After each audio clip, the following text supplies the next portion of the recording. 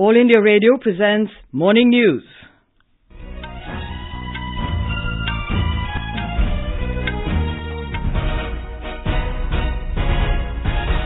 Good morning, I'm Gunmala Kapoor. The headlines.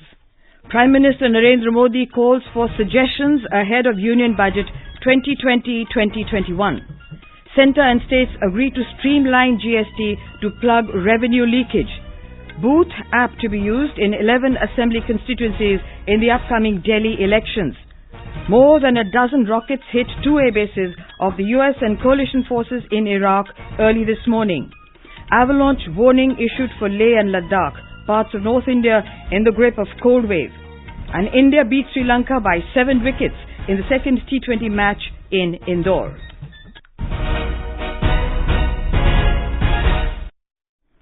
Prime Minister Narendra Modi has invited people to share their ideas and suggestions for this year's Union Budget on mygov.in. In a tweet, Mr. Modi said, the Union Budget represents the aspirations of 130 crore Indians and lays out the path towards India's development. The centre and states have come together to take necessary action to streamline the goods and services tax GST system and to plug revenue leakage. Several measures were discussed in this regard during the second National GST Conference of the Commissioners of State Tax and Chief Commissioners of Central Tax in New Delhi yesterday. They include curbing fraudulent refund claims, linking foreign exchange remittances with IGST refund, investigation of fraudulent input tax credit ITC cases by the IT department, and a single bank account for foreign remittance receipts. The meeting was chaired by Revenue Secretary Dr. Ajay Bhushan Pandey. It decided to constitute a committee of centre and state officers to examine and implement quick measures to curb fraudulent refund claims. The committee will come out with a detailed standard operating procedure within a week, which may be implemented across the country by January end. A report. The conference was organized to build synergy between the centre and states and to share their knowledge and best practices with intent to bring about uniformity in tax administration. Deliberations were held on mechanism and machinery for disseminating interdepartmental data among various agencies like CBDT, CBIC and state tax administration to achieve efficiency in curbing evasion. Views were also presented on curbing fraud and evasion, checking fake and huge input tax credit claims, and seeking bank account details of businesses to tally with their filings. Besides, the meeting also focused on bridging the compliance gap and enhancing revenue. Divakar, Air News, Delhi. A memorandum of understanding will be signed among the Central Board of Direct Taxes, CBDT, the Central Board of Indirect Taxes and Customs, CBIC, and the GST network to exchange data through the application program interface from CBDT to GSTN and CBIC and vice versa. The Union Government has amended the Cadre Allocation Policy 2017 for the All India Services. An office memorandum of the Department of Personnel and Training issued yesterday said the state cadres of Jammu and Kashmir mentioned in the policy stand deleted. The remaining and other contents in the policy will remain unaltered. The modification in the Cadre Allocation Policy 2017 will apply from the Civil Services Examination 2019. Minister for Personnel, Public Grievances and Pensions, Dr. Jitendra Singh, was briefed about the status of vigilance cases in the Central Vigilance Commission, for which the Department of Personnel and Training is the administrative ministry. Vigilance Commissioner Sharad Kumar, who is presently officiating as the Central Vigilance Commissioner, met Dr. Singh in New Delhi yesterday and gave him an update about the current status of pendency and disposal of vigilance cases in the Commission. The Minister was informed that there has been a steep reduction in the pendency of vigilance cases from an average of 3,000 in the last 3 preceding years to 876 in 2019, of which 683 pertain to December 2019. Delhi Chief Electoral Officer Ranbir Singh said that the Booth app will be used in 11 Assembly constituencies in the national capital during the Assembly polls next month. Talking exclusively to AIR News, Ranbir Singh said photo voter slips will be issued, and after scanning the QR code at the polling booth, a voter will be able to cast his or her vote. In every district, one constituency will be selected in which QR code will be used on the photo voter slip. And this QR code based photo voter slip, the voter will bring to the polling station on the day of poll along with the voter ID card. And photo voter slip with QR code will be scanned at the entrance of the polling location. The purpose is that it will really make it much more convenient and pleasant experience for any voter to vote at the polling booth. Addressing media yesterday, Mr. Singh said there are around 1.47 crore voters in Delhi. Polling for the 70-member Delhi Assembly will be held on the 8th of February and the counting of votes will be taken up on the 11th of February. Union Home Minister and BJP President Amit Shah has said that the Narendra Modi-led government at the centre has provided transparent and corruption-free governance in the last 6 years. He said there is no case of corruption against the present dispensation.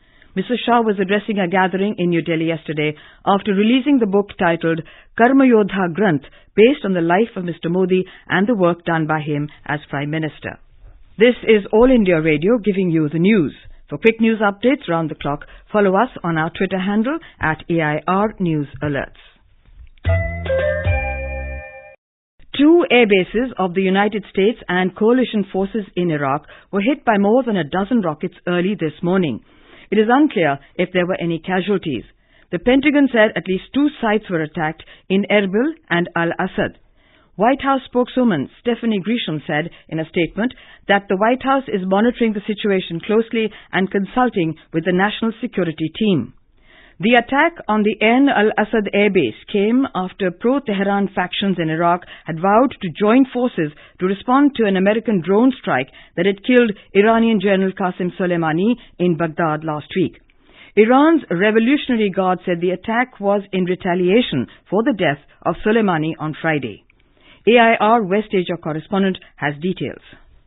The process of retaliation has begun. Hours after the mortal remains of General Soleimani was laid to rest, there are reports that Iran has struck on at least 2 of its air bases in Iraq, in Erbil and Al-Assad air base. According to the Mehr news agency in Iran, the IRGC in a statement has announced that Shahid Soleimani operation was launched to respond to the U.S. criminal act of assassination of the IRGC Quds Force commander, Lieutenant General Qasem Soleimani. According to some sources, the number of missiles fired is 30 and also huge blasts have been heard in the Erbil capital of the Iraqi Kurdistan region. Following the attack, the White House has confirmed the attack and announced that the U.S. will take necessary measures to protect its forces, partners and allies. Kanchan Prasad, AIR News, Dubai. In Iran, dozens of mourners were reportedly feared killed in a stampede at the burial procession of Commander Soleimani in his hometown at Kerman yesterday. According to local media reports, the death toll in the stampede went up to 50, while 200 others were reportedly injured in the stampede, which occurred during the funeral procession. Soleimani's burial was delayed for some time due to the incident and was resumed later. Thousands of people had gathered to pay their last respects to Commander Soleimani. Oil prices rose sharply, with the United States crude rising nearly $3 today after the U.S. said its forces in Iraq were attacked by Iranian ballistic missiles. This raises the prospect of a regional conflagration that could cut oil supplies. The West Texas Intermediate crude futures rose nearly $3 or almost 5% to $65.50 a barrel. Brent crude was yet to trade after dropping nearly 1% yesterday. Gold prices also surged more than 2% today, crossing the key $1,600 per ounce. The Crown Prince of Abu Dhabi, Sheikh Mohammed bin Zayed Al Nahyan, in a telephone call to Prime Minister of Australia, Scott Morrison, discussed the latest situation of the unprecedented bushfires in Australia and offered the support of the UAE to fight the situation. In a tweet, Sheikh Mohammed bin Zayed said that he conveyed the UAE's solidarity with Australia during these circumstances and stressed that the UAE stands with the country during this crisis. Back home, the Snow and Avalanche Study Establishment, SASE, a laboratory of the Defence Research and Development Organization, DRDO, has issued an avalanche warning to Leh and Ladhak region. Along with several other districts, the establishment, in a communication to the Leh District Administration, issued a warning of low-level avalanche between the 7th and the 8th of January. More from our correspondent.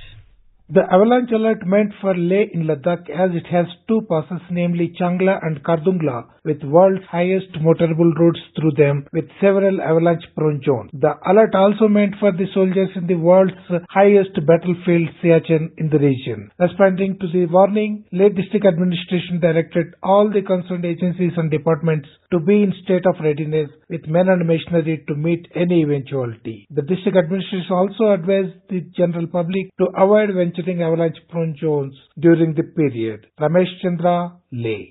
In Himachal Pradesh, the mid and higher reaches and tribal regions of the state continue to reel under intense cold as the region received moderate to heavy snowfall for the third day today.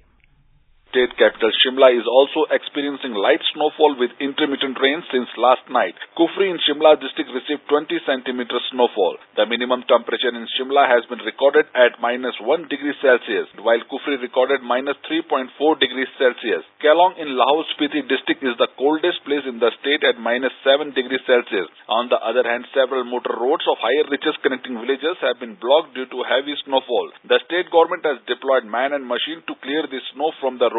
Sanjeev Sundariyal, AIR News, Shimla. In Uttar Pradesh, rain accompanied with thunderstorms at some places has intensified the cold wave in the entire state. Cloudy conditions are likely to prevail today as well in the state. More from our correspondent. Cold winds swept the state after rain lashing many districts yesterday and hailstorm at some places making it chillier. Rains caused drop in maximum temperature while minimum temperature remained above normal. Schools till class 12 are closed today in many districts in the wake of fresh rain predictions and chilly weather conditions. Although rain has helped wheat farmers but also damaged other crops in many areas. Met Department has warned that thunderstorms accompanied with lightning and hail is very likely at isolated places over the state during next 24 hours. Sushil Chandra Tiwari, AIR News, Lucknow. Several parts of the national capital witnessed light rain last night, leading to a fall in temperature. The weatherman has predicted light rain and thunderstorm in Delhi today as well.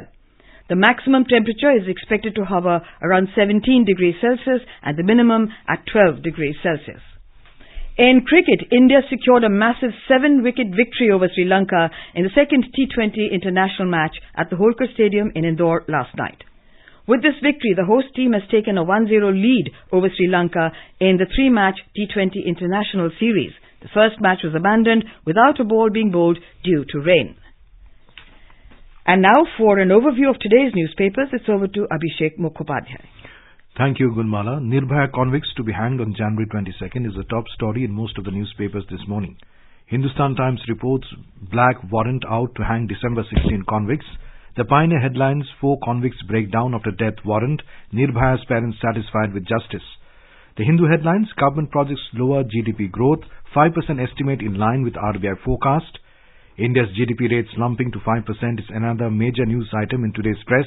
The Times of India writes forecast puts GDP growth at an 11-year low of 5% for 2019-20.